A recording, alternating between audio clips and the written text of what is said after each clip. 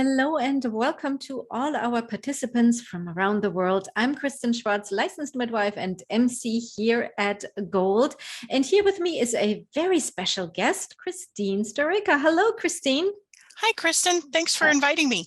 It's wonderful to have you back. You are back by popular demand here, and we're so happy to have you here back at Gold for a presentation at the upcoming Gold Tongue Tie Online Symposium of 2022. Very excited to have you back here. Thank you so much. This is a topic that's dear to my heart, so I appreciate being able to be involved. Wonderful. So before we jump into the topic that you will be presenting on, and we will talk a little bit about that, of course, as well, I would like you to introduce yourself to our viewers, especially your background and your professional journey. I know you are, of course, an IBCLC and also a childbirth educator, but you wear so many hats. So talk to us a little bit about your work and your journey. Well, thank you. I became an IBCLC in 2009, and I absolutely loved my work in the hospital. And while I was there, I had so many amazing opportunities to educate our nursing staff. I worked in two different local hospitals, and both were on the baby-friendly journey. And that gave me lots of opportunities to train staff. And I found that I really loved teaching other people about how lactation works. And I love that when people come to it with another background in a healthcare discipline or, with some knowledge from their personal experience, and how we can help them through lactation education to tie those things together, to help them to understand things that they've seen, things that they've experienced, and, have a plan for moving forward to be able to help other people. So that's sort of my focus in my career at this point, is teaching and educating other professionals. I really enjoy that opportunity. And it's really my focus. I do a little bit of client work here in California where I live, and I'm also a mother, and I am a wife and a dog lover. And a dog lover to round Yes. it all up. That's absolutely wonderful, lovely. Yeah, teaching other healthcare professionals. I think that you mentioned that that is your passion. That's what your work is focusing on, and it is so important, right, Christine? I mean, you come into these environments. Does it sometimes baffle you that other healthcare providers don't have that much knowledge about breastfeeding? Is this something you think like everybody should know this already? They should know this in nursing school or learn this in medical school. So tell me a little how you feel, what you see there in the field. I really do, that is my gut reaction. How does everybody not understand how important breastfeeding is, or how wonderful or how sacred human milk is?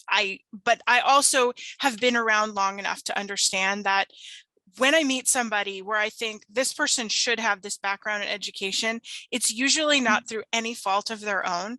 It's through the system of education that we've created and the cultural environment that we have, which is highly influenced by commercial marketing and by thoughts of what babies are and what babies should be and how quiet they should be and how unintrusive in people's lives. And so, it's never a healthcare provider's fault, really, when they don't have that understanding.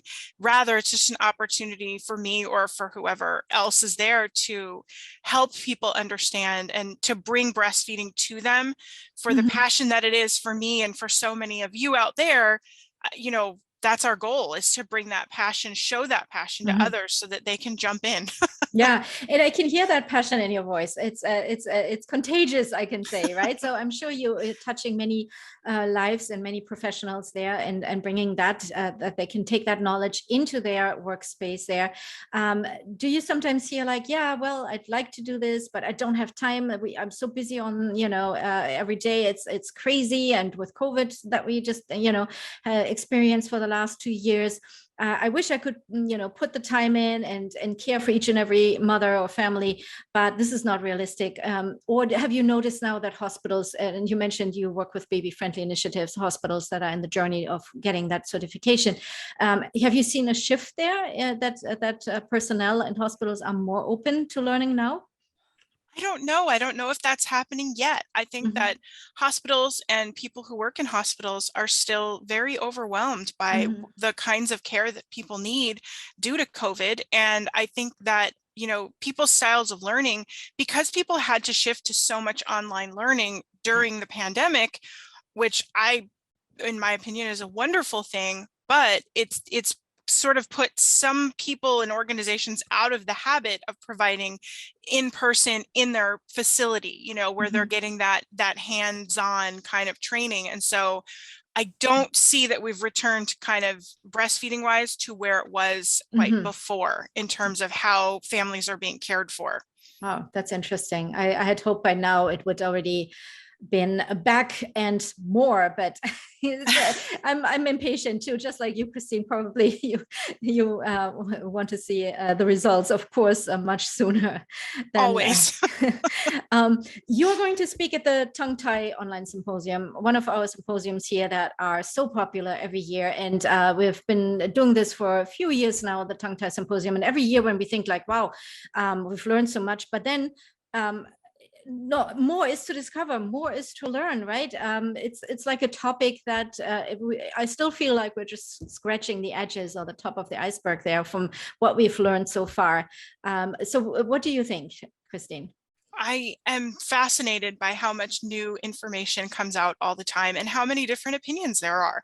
Yeah. Nothing is settled when it comes to tongue tie. Mm-hmm. And, if we allow ourselves to become overwhelmed by how much new information and how much there is out there that's misunderstood or not understood yet, it's easy to think that we can't help people, but there are so many fundamental things that we have in our training, as midwives, as IBCLCs, as physicians, as every discipline that you all are bringing to this experience.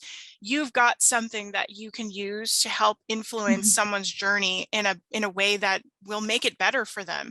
And that's really what my talk is all about. That's wonderful. And I like that you mentioned the different opinions too, because you're right. There is a lot of different opinions in the field by different professionals. And I don't think that's a bad thing. Nope. I think it's good to be open and to listen to different or view different, learning styles or presentations or different opinions, because that's how we also learn, right? I mean, there is not one answer. There is so many different views and ways to proceed. It's true. And for what I intend to focus on in my presentation, it's very focused on mothers, lactating parents, and what they need, because that is something that as an IBCLC, I understand fundamentally. It's part of the care that I provide. Right. And I feel like I can make an impact in that way if I focus on the many, many ways that this impacts people, their family life, their daily routines, and their overall mental health. That's wonderful. And I want to definitely now talk about your presentation, which is titled Tongue-Tied and Troubled, a Breastfeeding Journey at Risk. So talk to us a little bit about what we can look forward to learning. Well, I think that you can think about this in terms of this is the perfect setup. Finding out that a baby has or may have a tongue tie is really the perfect setup for unintended weaning, for mental health problems, for really, really big complex struggles. And so that puts mothers and lactating parents in a really difficult situation, no matter how simple or straightforward it might be, whether people decide to have a frenotomy or not, and however long or short it is to resolve the breastfeeding problems that may be coming from that issue, there are going to be so many extra stresses. It's an additional workload, and it really can wear people down in a way that is very separate from the way that simply adjusting to a normal breastfeeding relationship can be. That's a huge adjustment for most people. That creates sleep deprivation and other types of stresses in life. And this is just magnified. So I really want to make sure that everybody can see the whole spectrum of all the ways that this impacts people. It's not just about how much it makes nipples hurt or how much nipple trauma it causes. It causes a lot of other distress for people. And there's so much that we can do when we're aware of that. We can make that situation even just a little bit better through our awareness and our intentional language and our intentional actions. Beautiful. I absolutely like that. And I'm looking forward to this, Christine, because you're right. We also have to focus on it is not just the nipple pain, or it's not just, it goes much, it has much further implications on the parents, on their emotional well-being, on, it is not a quick fix in many cases that, if a tongue tie is diagnosed and maybe it is decided to have the frenotomy, and many parents in hope, oh, it might be going back to the perfect breastfeeding experience. And often it isn't, it can be maybe, but it might be not. And there's so many, and this is just one scenario, but there's so many other variables in there. So it is important to really see what's going on there, how we can help these families, and see really what's also going on besides the nipple pain, besides the things we see on the surface. Yes. I'm very much looking forward to this one, Christine. So am I. I really appreciate the opportunity to talk about it with all of you. Wonderful. And I'm so glad you had time to sit down with us here and to have a little discussion and let us know what you're working on. And your presentation, this is to all of our viewers, will be live on September 12th. The Tongue Tie Symposium has 2 full live days, and all the sessions are, of course, recorded too if you cannot attend on September 12th and 13th. They are all recorded, so check it out, and don't forget to look us up at goldlearning.com. And again, thank you, Christine, for spending time here with me chatting about the topic. Thanks, Kristen. Bye-bye, everyone.